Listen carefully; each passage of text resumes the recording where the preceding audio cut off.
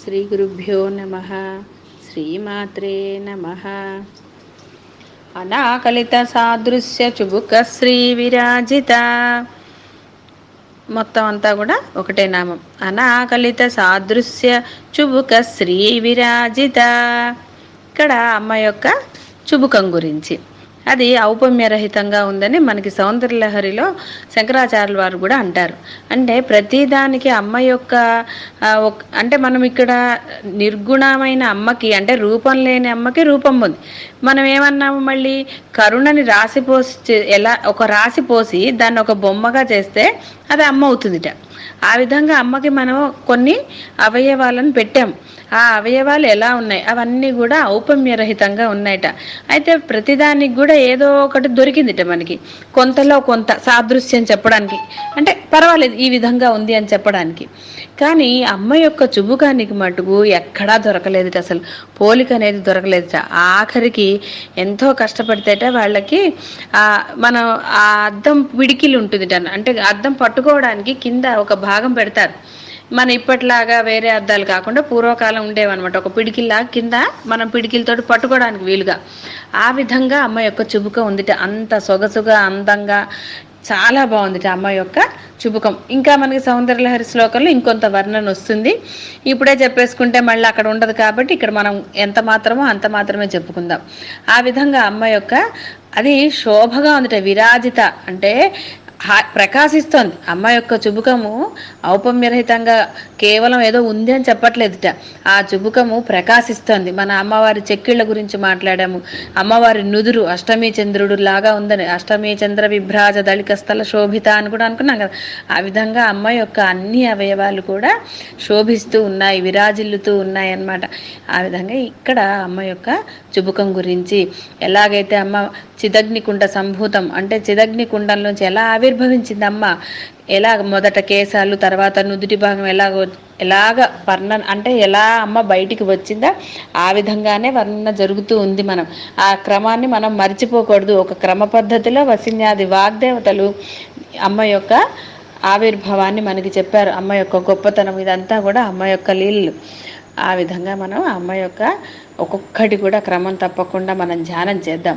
అయితే ఇక్కడ ఔపమ్యరహితంగా ఎందుకు చెప్పారు, ఏమిటి దీనివల్ల మనకు ఉపయోగము అంటే, మనం ప్రతిదానికి అనుకుంటున్నాం కదా ఏదైనా ఉపయోగం ఉండాలని. ఎందుకంటే మనకి ప్రతిదానికి మనం ఏమంటాం, వెంటనే నాకేంటి అనేస్తాం కదా. మనకి లౌకిక దృష్టి పోవట్లేదు ఎంత ప్రయత్నం చేసినా. కాబట్టి లౌకికంగా కావాలా, సాధనాపరంగా కావాలా అంటే అది మన బుద్ధిని బట్టే ఉంటుంది. మనం సాధన కింద చూసుకున్నప్పుడు మనకి సాధనకి ఉపయోగపడుతుంది. కాదమ్మా నాకు లౌకికం అంటే చెప్పాం కదా, లౌకికం ఎప్పుడైతే కోరుకుంటామో మనకి జన్మ పరంపరలు ఫ్రీ, 1+1 ఆఫర్ అనాలా, 1+ బోల్డ్ ఆఫర్లు. ఎందుకంటే ఎన్ని జన్మలకు కారణమవుతుందో చెప్పలేం కదా మనం. అదే సాధనా మార్గంలో పోతే ఈ జన్మతో అయిపోవచ్చు, లేదా ఇంకా ఉత్తమ జన్మ, అంటే ఇంకా సాధనలో ఆరితేరిన జన్మ వచ్చి ఒక రామకృష్ణ పరమహంస అనండి, లేదంటే మన రమణ మహర్షి అనండి, ఆ విధంగా మనము తొందరగా అమ్మని చేరుకుంటాం. కాబట్టి ఇక్కడ ఏది అంటే ఏ మార్గంలో పయనించాలో అన్నది మనమే నిర్ణయించుకోవాలి. ఆ విధంగా మనం కనుక ఆ అమ్మని ప్రార్థన చేస్తూ సాధనా మార్గంలో వెళ్ళాలి. ఇక్కడ ఈ నామం యొక్క అర్థం అంటే లౌకిక ప్రయోజనాలు ఎప్పుడూ ఉంటాయి. అమ్మని మనం ఎప్పుడైతే ప్రార్థన చేస్తామో, ధ్యానం చేస్తామో తప్పకుండా అమ్మ లౌకికాన్ని చేసి తీరుతుంది ఆవిడ. అది ఎంతవరకు మనకు అవసరము, ఎంత మేరకు మనకు అవసరము. ఏదైనా సరే ఎక్కువైతే అజీర్తి కదండి, ఇక్కడ అంతే ఎక్కువ ఇవ్వదు ఆవిడ.